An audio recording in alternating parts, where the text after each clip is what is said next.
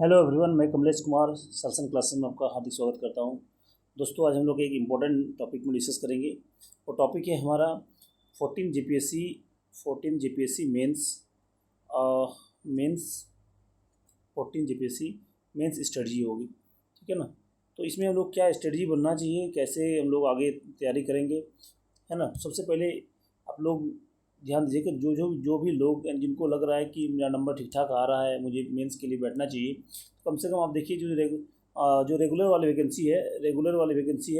और रेगुलर वाली वैकेंसी के लिए तो 130 प्लस है, वो तो आराम से कर सकते हैं, उनको कोई दिक्कत नहीं है। वो लोग, मैंने पहले ही बोला कि 130 135 के आसपास जो लोग हैं, मतलब फिर भी 130 प्लस वाले जो है उनको तो ज़रूर करना चाहिए, उनको मेंस के लिए लगे रहना चाहिए। उनकी संभावना बहुत ज़्यादा है, क्योंकि अभी तक के इतिहास में जो देख रहे होंगे 123 124 127 से ज़्यादा आपको कट ऑफ नहीं गया है, तो जाने की संभावना कम है। फिर भी आप कोशिश कीजिए कि ये तैयारी शुरू कर दे।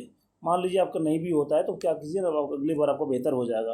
क्योंकि एक बार मान लीजिए किसी एक वर्ष आप तैयारी करते हैं तो उससे सफिशिएंट नहीं होता है। क्यों नहीं होता, मैं कारण बता रहा हूँ। क्योंकि मान लीजिए इस बार ने आपने स्टार्ट किया, थोड़ा बहुत तैयारी हुआ, अगली बार वो बेहतर तरीके से सोचता है कि आप क्लियर कर पाएंगे। क्योंकि आप एक चीज़ देखना होगा, आपका जो कंपटीशन है ना ऑलरेडी इंटरव्यू वाले से है। कि जो लोग इंटरव्यू दिए हुए हैं उनसे है। तो ये जो कंपटीशन है आपके बैचमेट से, जो लोग प्रीलिम्स दिए हैं उनसे कंपटीशन है ही नहीं। ये कंपटीशन ना ही मेंस वालों से है, ये कंपटीशन डायरेक्ट इंटरव्यू में जो लोग छटे हुए हैं उनसे कंपटीशन है। तो this is the competition among the best. क्या है? This is the competition among the best. ये आपको ध्यान रखना है, कंपटीशन एमंग द बेस्ट है। तो बेस्ट लोगों वाले में से कंपटीशन है। आपका कंपटीशन कभी प्रीलिम्स वाले नहीं है, ना ही ये सब मेंस वाले हैं, आपको कंपटीशन इंटरव्यू वाले से है। तो इन चीज़ों को फोकस करने के लिए आपको क्या करना पड़ेगा, मान लीजिए इस बार आप नहीं भी होता है, आपका कट ऑफ नहीं भी आता, लेकिन आप तैयार हो जाएंगे उसके लिए कि अगली बार आपके लिए हो जाए, ये कंफर्म है, जरूरी है, ठीक है ना। फिर भी लेकिन 130 के आसपास वाले लोग तो आराम से कर सकते हैं, उनको कोई दिक्कत नहीं है। पहली बात, इन चीज़ों पर ध्यान रखना है। तो इसमें श्योर हो जाइए कि आना कहीं नहीं करना है कि ना इधर हूँ मैं इधर, कटअप आने के बाद इंतजार करेंगे। कटअप आ जाएगा उसके बाद आपके पास समय ही नहीं बचेगा, है ना। पिछली बार भी 2 महीने का समय ही मिलता है, 2 महीना मैक्सिमम देगा, ठीक है ना। 2 महीने में आप कुछ हो ही नहीं पाएगा, 2 महीने में आप तो रिवीजन नहीं कर पाएंगे, ठीक है ना। इसलिए ज़रूरी है कि आप कोशिश कीजिए कि उसको आसानी से अभी से स्टार्ट चालू कर दीजिए। इसमें रणनीति देखिए, 2 तरीके से मैं आपको हेल्प कर सकता हूँ। एक तो पहला चीज़ क्या है कि आप, या तो मैं व्हाट्सएप ग्रुप बनाया हूँ, उसमें व्हाट्सएप ग्रुप मैं बनाया, उसमें सब जो लोग जुड़ जाइए, है ना। और दूसरा चीज़ जो है नोट्स के माध्यम से होता है। जिनको नोट्स चाहिए वो नोट्स अब उनको अवेलेबल करा सकता हूँ।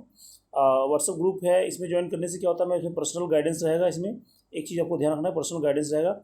और दूसरा क्या है, नोट्स। आप किसी व्यक्ति को चाहिए कि सर मुझे नोट्स चाहिए, कि मेंस का कंप्लीट कम्प्रिहेंसिव नोट्स चाहिए, ठीक है ना, तो मेरे पास नोट्स भी अवेलेबल है, ठीक है ना। दोनों चीज़ रणनीति में बात करूँगा कि व्हाट्सएप ग्रुप होने का फ़ायदा क्या होगा, कि व्हाट्सएप ग्रुप में जैसे मुझे एक्सपीरियंस है, कई बार मेंस देने का एक्सपीरियंस, इंटरव्यू में जा चुका हूँ, तो उसका फ़ायदा आपको मिलेगा, ठीक है ना। तो आज मेरा पर्सनल एक्सपीरियंस है, तो पर्सनल एक्सपीरियंस का आपको फ़ायदा मिलेगा, ठीक है। दूसरा बात, आपको एक कोई भी चीज़ मान लीजिए आपको होता है कि आंसर राइटिंग चेक करना होगा, तो गाइडेंस के दौरान गाइडेंस के लिए आपकी व्यवस्था पूरी हो जाएगी। आप आंसर राइटिंग इवोल्यूशन भी हो जाएगा। देखिए, आंसर राइटिंग का इवोल्यूशन तो बहुत सारे लोग करते हैं ना, आंसर राइटिंग का इवोल्यूशन बहुत सारे लोग कर देते हैं, लेकिन एक कॉम्पिटेंट अथॉरिटी जो होता है, जिस प्रकार होता है कि जरूरी है, उसी प्रकार एक कॉम्पिटेंट व्यक्ति भी होना जरूरी है। क्योंकि मान लीजिए आंसर राइटिंग तो जो जांच कर रहे हैं वो पहले दिए होंगे, तभी तो उनको पता होगा कि किस तरह से देना है। बहुत सारे लोग बोल देते हैं कि इस तरह से लिखो, अलग अलग तरीका बताते हैं, लेकिन यदि वो कभी मेंस दिया ही नहीं है तो उनको कैसे पता होगा, वो तो तुक्का लगाएंगे। फिर ऐसे ऐसे लोग चेक कर रहे हैं जिनको कोई आता ही नहीं है, जो जब तक आप मेंस में बैठे नहीं, आपको पता कैसे होगा उसी के बारे में। इन चीज़ों को ध्यान रखना पड़ेगा आपको, ठीक है ना। तो वो फ़ायदा आपको इसी से मिलेगा, गाइडेंस मिलेगा, प्लस आपको एक्सपर्टीज़, एक टाइम बाउंड आपको दिया जाएगा कि भाई इस तरह से होगा। और यदि आप लोग सपोर्ट करेंगे तो हम लोग कोशिश करेंगे उसमें एक क्वेश्चन टेस्ट सीरीज भी हम लॉन्च करेंगे। और बिना टेस्ट सीरीज का आप एग्ज़ाम निकालना ही पॉसिबल ही नहीं होता, टेस्ट सीरीज तो आपको देना ही पड़ेगा। टेस्ट सीरीज जब तक मॉक टेस्ट नहीं दे रहे हैं कहीं पे, तो कोई फ़ायदा नहीं, उसके बिना आप पॉसिबल ही नहीं है कि निकाल लेंगे, पॉसिबल ही नहीं है। क्योंकि टेस्ट सीरीज़ के माध्यम से क्या होता है कि जो भी आप मिस्टेक्स करते हैं, जो भी गलतियाँ करते हैं ना, उन गलतियों के बारे में आपको पता चलता है। अच्छा, ये करना है, क्या वैल्यू एडिशन करना है, वो आपको देखना है। कैसे आपको करंट अफेयर को कैसे ऐड करना है, वो तरीका आप सीखते हैं, ठीक है ना। तो ये जो गलती आप एग्जाम में करेंगे, उससे पहले सारा गलतियाँ क्या होता है मॉक टेस्ट में हो जाता है। इससे आपको ये चीज़ फ़ायदा होता है, ठीक है। इसलिए आपको टेस्ट सीरीज़ ज्वाइन करना या फिर ग्रुप में बने रहना, किसी से जुड़े रहना, किसी गाइडेंस बने रहना बहुत ज़रूरी हो जाता है, ठीक है। ये एक चीज़ आपको ध्यान रखना है। इसके अलावा दूसरा चीज़ है नोट्स के बारे में। मान लीजिए कोई चाहते हैं कि नहीं मुझे सर मुझे सिर्फ नोट्स ही चाहिए, तो नोट्स भी आपको मिल जाए, कम्प्रिहेंसिव नोट्स। हिंदी मीडियम के लिए आप देखेंगे, हिंदी मीडियम के लिए एक 17 बुकलेट का 17 बुकलेट का एक कम्प्रिहेंसिव नोट्स मिलेगा आपको, ठीक है ना। और दूसरा चीज़ क्या है ना, इंग्लिश मीडियम के लिए क्या है ना, वो लगभग 14 बुकलेट का आपको मिल जाएगा एक कम्प्रिहेंसिव नोट्स है। ये नोट्स क्या है, क्लास नोट्स है, ठीक है ना। तो क्लास नोट्स मिलेगा आपको, ठीक है, क्लास नोट्स मिल जाएगा। ये आपको ध्यान रखना, क्लास नोट्स होगा। ये ऐसा नहीं कि बहुत जगह प्रिंटेड नोट्स मिलता है। प्रिंटेड नोट्स आप देख रहे हैं, प्रिंटेड नोट्स वो बहुत बेकार होता है। क्यों? क्योंकि आप जानते होंगे कि प्रिंटेड नोट्स में, प्रिंटेड जो नोट्स होता है उसमें आप देखेंगे कि मैप नहीं होगा, आपको मैपिंग नहीं मिलेगा, आपको बहुत सारा है ना, डायग्राम्स नहीं मिलेगा, है ना, क्योंकि स्कोप कम होता है। और मैपिंग में प्रिंटेड नोट्स में समस्या क्या है ना, कॉपी पेस्ट होता है कि कहीं से उठाया मैंने और उसको जाके कर दिया, कि किसी लेंदी नोट्स टाइप को बना देता है, तो वो कॉपी पेस्ट होता है ना। ये सब चीज़ें आपको ध्यान रखना पड़ेगा। तो इसमें आपको चाहिए क्या होता है, जो भी मेंस मान लीजिए क्लियर करना, तो मेंस क्लियर करने के लिए आपको ये चीज़ ध्यान रखना पड़ेगा कि मेंस के लिए क्या क्या चाहिए। मेंस के लिए आपको क्या चाहिए, मैपिंग चाहिए। बिना मैपिंग मान लीजिए प्रत्येक क्वेश्चन में आपको क्या होता है, जितना भी मैप डाल पा रहे हैं, जहाँ जहाँ उचित हो वहाँ पे मैप डाल सकते हैं। मैपिंग आपको लिए जरूरी है, मैप्स, ठीक है ना। डायग्राम जरूरी है। डायग्राम के अलावा क्या क्या जरूरी है, डायग्राम के अलावा आप जानते हैं आपको फ्लो चार्ट जरूरी है। फ्लो चार्ट का यूज़ कैसे करें, यहाँ पे पाई चार्ट आपको याद जरूरी है, पाई चार्ट जरूरी है। बार डायग्राम इस्तेमाल कर सकते हैं, है ना। हैंड राइटिंग, इसके अलावा हैंड राइटिंग का रोल क्या है, हैंड राइटिंग का रोल क्या है, या राइटिंग और राइटिंग में राइटिंग क्या रोल है, हम लोग कैसे इकोनॉमिक सर्वे का डाटा को हम लोग कैसे करें, इस्तेमाल करें। या इसके अलावा हम लोग जानते हैं कि जैसे इकोनॉमिक सर्वे का डाटा है वो हम लोग कैसे करें, फॉरेस्ट सर्वे रिपोर्ट का डाटा का कैसे इस्तेमाल करें हम लोग, है ना। इन सभी चीज़ों पे हम लोग देखेंगे, ठीक है। जो प्रीलिम्स में आप पढ़े हुए नॉलेज है ना, उसी नॉलेज को हम लोग कैसे इस्तेमाल करके हम लोग और इनरिच कर सकते हैं, है ना। झारखंड वाले पोर्शन को, इंडिया वाले पोर्शन में झारखंड का जो कंटेंट हम कैसे डाल सकते हैं, है ना, वो हमको देखना है, ठीक है ना। तो हर एक चीज़, चूँकि मैं ऑलरेडी मैप बना चुका हूँ, तो मुझे पता है कि आखिर कैसे मैपिंग दिया जाता है, कहाँ पे मैपिंग। झारखंड का फिजिकल मैप ऑलरेडी मार्केट में अवेलेबल है, वो मेरे द्वारा बनाया गया है। तो इसलिए मुझे पता है कि कहाँ पे मैप कौन सा डालना होगा, कि कोई भी खनिज है उससे संबंधित कहाँ पे मैप डाल सकते हैं। तो ये सारा चीज़ आप लोगों को मैं बता सकता हूँ, ठीक है ना।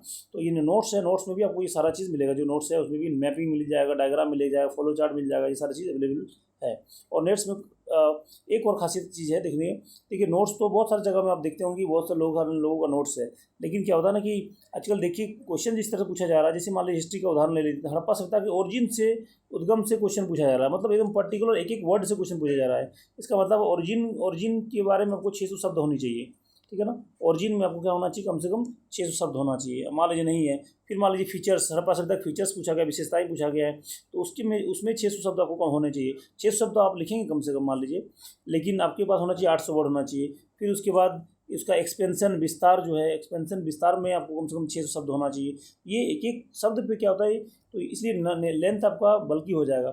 जनरली क्या होता है, जो नोट्स जनरली मार्केट में अवेलेबल है, वो नोट्स में देखेंगे क्या होता है कि हमारे हड़प्पा सभ्यता का हमने 2 पेज में खत्म कर दिया, 3-4 पेज में खत्म कर दिया। लेकिन नहीं, एक एक टॉपिक के बारे में आपको तैयार करना पड़ेगा। आप एक एक टॉपिक तैयार नहीं कर पा रहे हैं, तो फिर दिक्कत क्या होगा कि आप मान लीजिए आप रिस्क ले रहे हैं, फिर आ गया तो आ गया उसी टॉपिक से, और नहीं तो फिर क्या होगा ना, आपको वो टॉपिक छोड़ना पड़ेगा फिर, है ना। तो ये चीज़ को आपको देखना पड़ेगा। जैसे मान लीजिए कोई पोर्शन आप पकड़ ले, मान लीजिए एंशियंट हिस्ट्री पकड़ रहे हैं, ठीक है, एंशियंट हिस्ट्री पकड़ रहे हैं और मेडिवल हिस्ट्री पकड़ रहे हैं और झारखंड पकड़ रहा है, तो ये टॉपिक तीनों पूरा कम्प्रिहेंसिव होना चाहिए आपका, है ना। इसमें कुछ भी क्वेश्चन आए मैं छोड़ेंगे नहीं इसे, ठीक है ना। ये आपको ध्यान रखना पड़ेगा इस तरह से। तो ये सारा जो आपके पास कम्प्रिहेंसिव नोट्स होगा तभी पॉसिबल है, ठीक है। जो मैं नोट्स अवेलेबल कराऊंगा उसमें कोशिश क्या है कि सारा नोट्स उसमें सारा नोट्स अवेलेबल है, ठीक है ना। तो आप लोग जो भी लोग इंटरेस्टेड हैं उसमें, तो आप उसमें चैनल पेज में ऑफिशियल नंबर दिया हुआ, उसमें आप कांटेक्ट कर सकते हैं, ठीक है ना। व्हाट्सअप कीजिएगा, उसमें मैं उसमें आपको रिप्लाई कर दूँगा। तो इन चीज़ों पर ध्यान रखना है, ठीक है। तो एक तो हो गया ये सारी चीज़ें लोग। इसके अलावा जैसे क्या है कि पेपर वाइज क्या क्या रणनीति होगी, है ना। पेपर वाइज क्या रणनीति होगी, पेपर 2 के लिए क्या रणनीति होनी चाहिए। पेपर 1 तो सब लोग जनरली खुद ही कर लेते हैं, उसमें दिक्कत नहीं है। 2 के लिए, 3 के लिए, 4 के लिए, 5 और 6 सब के लिए कैसी रणनीति होनी चाहिए, क्या कैसे स्कोर हम लोग ज़्यादा कर पाएंगे, इसके लिए हम लोग करेंगे। और इन सबसे जो बड़ी इंपॉर्टेंट बात है ना, वो है आंसर राइटिंग प्रैक्टिस, है ना। आंसर राइटिंग प्रैक्टिस जब आप नहीं कर रहे हैं तो वो डेवलप नहीं हो पाएगा कभी भी। आंसर राइटिंग आपको प्रैक्टिस करना मस्ट है, इसके बिना काम पॉसिबल ही नहीं हो पाएगा। तो इसके लिए हम लोग बाकायदा एक व्हाट्सएप ग्रुप बनाए हुए हैं, ठीक है। तो उसमें आप लोगों को सभी लोगों को जोड़ देंगे, तो चीज़ों को आप लोग ध्यान रखना है। सिर्फ इसलिए हम लोग कोशिश करें कि 14 जेपीएससी मेंस के लिए ही स्ट्रेटजी के लिए हम लोग फोकस करें, मेंस के लिए स्पेशल ग्रुप होगा और कोई इधर उधर का नहीं है। इससे पहले हमने FRO के लिए भी हमने FRO मेंस के लिए भी चलाया है बैच, है ना, तो उसमें मेंस के लिए स्पेशल ग्रुप बनाया था, तो बहुत सारे लोगों को उसमें से रिजल्ट आने की संभावना है। तो देख रहे हैं अभी FRO का रिजल्ट तो आया नहीं अभी, तो इसको ध्यान रखते हैं, उनका भी बहुत फ़ायदा होगा, क्योंकि आप अपना कॉपी ग्रुप में शेयर कर सकते हैं, ग्रुप में दिखा सकते हैं कि क्या कमी है, किसी एक दूसरे से बात कर सकते हैं ताकि उनसे फ़ायदा होगा। फिर मान लीजिए को नहीं है, फिर हमसे डायरेक्ट आपको कॉपी शेयर कर सकते हैं, कॉपी के माध्यम से सब लोगों को चेक वगैरह किया जाएगा, ठीक है ना।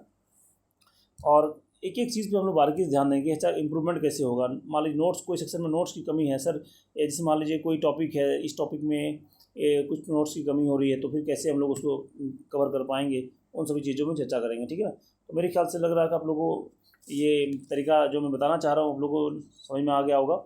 तो और भी कोई आपको क्वेरीज हो तो नंबर दिया हुआ है ऑलरेडी ऑफिशियल नंबर पे, या मैं डिस्क्रिप्शन पे भी इसका नंबर डाल दूँगा, तो ताकि आप लोग उसको कॉन्टैक्ट कर सकें, ठीक है ना। तो जो भी सीरियस कैंडिडेट है और जो लगता है कि जिन्हें 130 के आसपास या उसके आसपास रहने वाला है, तो तैयारी कीजिए। हम लोग एक कम्प्रिहेंसिव रूप से शॉर्टकट तरीके से, है ना, हम लोग कोशिश करेंगे कवर करने की कोशिश करेंगे, ठीक है ना। तो आप लोग का मोस्ट वेलकम है ना। तो आप लोग ग्रुप जरूर व्हाट्सएप ग्रुप में ज्वाइन कीजिए ताकि उनको फ़ायदा आपको मिलेगा, ठीक है ना। ना सिर्फ इसका, बल्कि जैसे मान लीजिए हम लोग का है कि झारखंड से संबंधित करंट अफेयर वगैरह चीज़ों को कैसे ऐड करें, वो सब चीज़ें हम लोग को बहुत सारी जगह नहीं दिया जाता है, तो इसमें दिक्कत हो जाता है, इसलिए, ठीक है ना। चलिए, तो आज इतना ही रखते हैं, फिर कोई इंक्वायरी हो तो आप उसमें व्हाट्सअप कर सकते हैं। Thank you. जय हिंद, जय जोहार, जय झारखंड।